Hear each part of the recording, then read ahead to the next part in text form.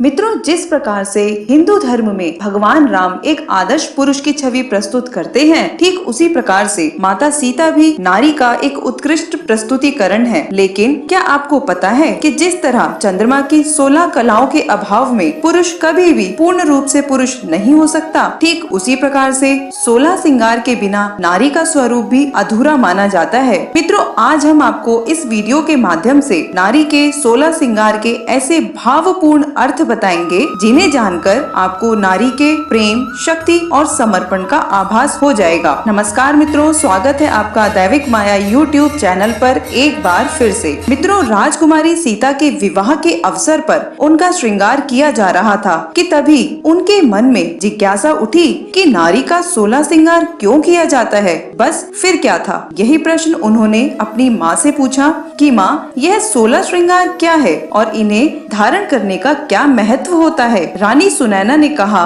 बेटी, जिस प्रकार से चंद्रमा की 16 कलाएं पुरुष के लिए निर्धारित की गई हैं, ठीक उसी प्रकार से नारियों के लिए भी 16 श्रृंगार निर्धारित किए गए हैं। और पुत्री, यही 16 श्रृंगार ही नारी के संपूर्ण रूप की द्योतक भी है। माता सीता ने कहा कि यदि ऐसी बात है, तब तो फिर मैं आज आपसे इन 16 श्रृंगारों के 16 आभूषणों के भावों को विस्तार से जानना चाहूंगी। और इसी श्रृंखला में सर्वप्रथम आप मुझे यह बताइए कि इस प्यारी सी बिंदी का क्या महत्व है, इसे मस्तक पर क्यों लगाया जाता है। इस पर रानी सुनैना ने कहा, बेटी, जिस प्रकार से भगवान सूर्य अपने प्रकाश से प्रतिदिन ही सृष्टि को प्रकाशमान करते हैं, ठीक उसी प्रकार से आज से तुम्हें भी अपनी शरारतों को तिलांजलि देकर अपने ससुराल को अपनी ऊर्जा स्नेह से प्रकाशमान करना होगा। बहुत ही अच्छी बात है माँ, मैं सदैव इस बात का स्मरण रखूंगी। परंतु अब आप मुझे यह बताइए कि यह काजल आँखों में क्यों लगाया जाता है। बेटी, काजल लगाने का अर्थ यह है कि आज से तुम्हें अपने नेत्रों में सदैव लज्जा और शीतलता धारण करनी होगी। अपने से बड़े बुजुर्गों के समक्ष तुम्हें अपने नेत्र हमेशा नीचे रखने होंगे। साथ ही साथ यह काजल तुम्हें बुरी नजर से भी सुरक्षित रखेगा। माँ, अब आप मुझे यह बताइए कि यह नथ क्यों धारण की जाती है, इसका क्या महत्व है। बेटी,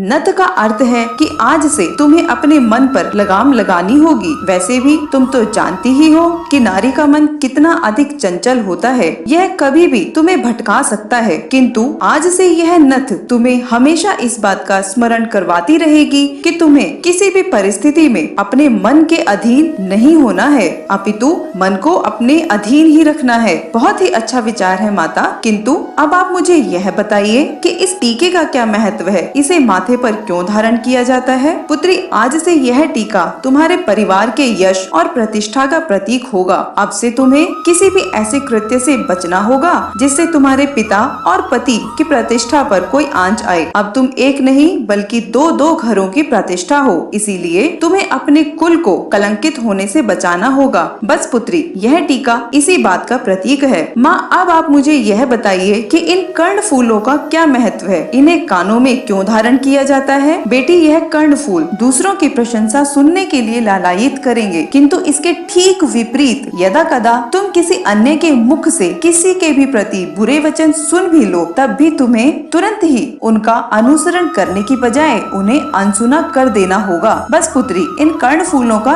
यही महत्व है। माँ, आप कृपया मुझे यह बताइए कि अंगूठी क्यों धारण की जाती है, इसका क्या महत्व है। पुत्री, यह अंगूठी तुम्हें सदैव ही इस बात का स्मरण कराती रहेगी कि आज से तुम अपने पति के प्रति पूर्ण रूप से निष्ठावान रहोगी। साथ ही यह अंगूठी तुम्हारे हृदय में बसी तुम्हारे पति की अमित छवि तथा उनके अनन्य स्नेह को भी प्रकट करेगी। माँ, मैं सदैव ही इस बात का अनुसरण करूंगी। परंतु अब आप मुझे इन बिछुओं का महत्व बताइए, इन्हें पैरों की उंगलियों में क्यों धारण किया जाता है। बेटी, आज से यह छल्ले तुम्हें इस बात का स्मरण कराते रहेंगे कि तुम्हें सदैव ही छल कपट से दूर रहना होगा, तुम्हें अपने मन के बहकावे से बचना होगा। बस इन्हीं सब कारणों से पुत्री, तुम अपने ससुराल में मान सम्मान और प्रतिष्ठा प्राप्त करोगी। माते, मैं आपकी इन बातों का सदैव ही अनुसरण करूंगी। किंतु अब आप मुझे यह बताइए कि इस पायल का क्या महत्व है, इन्हें पैरों में क्यों धारण किया जाता है। सीता, पायल सौभाग्य का प्रतीक है। पायल के घुंघरुओं की सुमधुर ध्वनि तुम्हारे घर की स्मृति बढ़ाएगी और तुम्हें इस बात का स्मरण भी कराएगी कि आज से ससुराल में तुम्हारा स्थान सदैव ही पति के चरणों में है।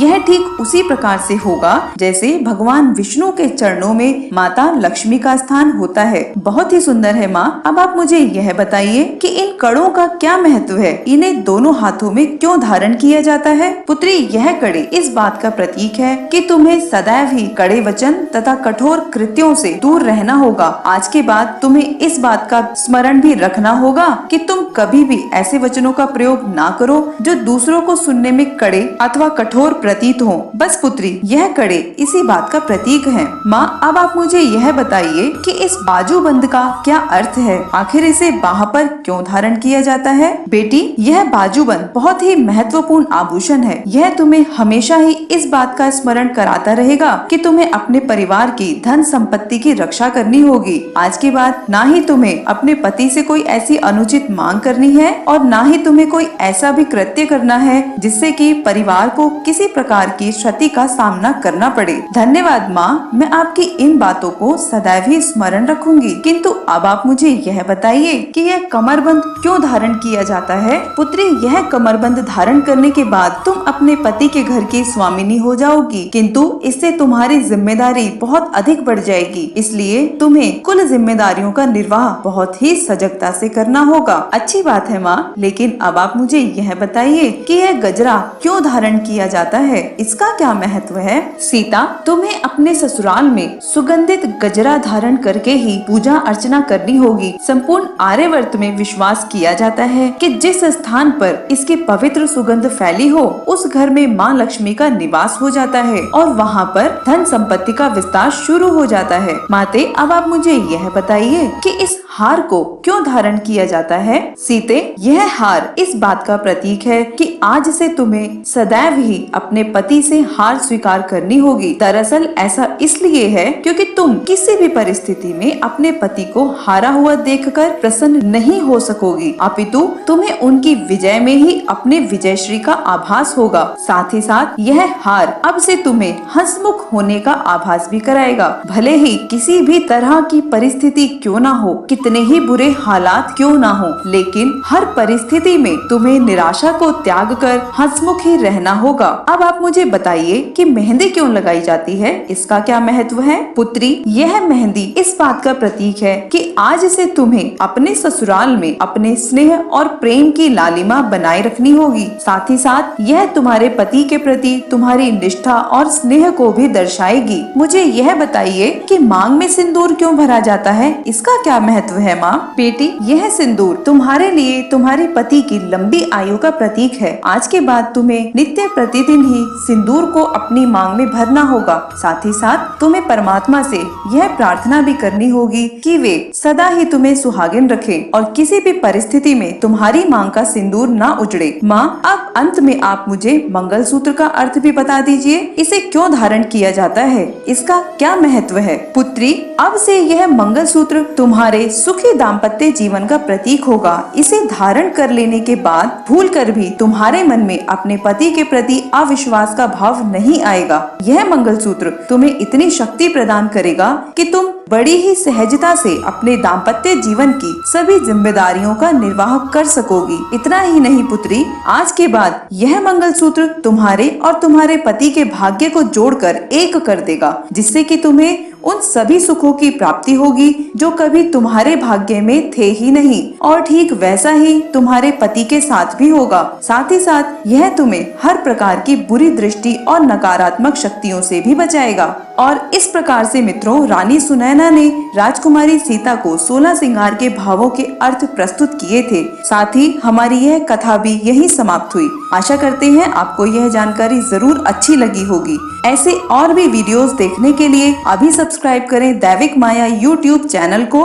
साथ ही साथ इस वीडियो को ज्यादा से ज्यादा लोगों के साथ शेयर करें ताकि चारों ओर धर्म रूपी प्रकाश फैल सके। आप सभी मित्रों का बहुत बहुत धन्यवाद। मिलते हैं आपसे अगली वीडियो में। जय श्री हरि विष्णु मित्रों।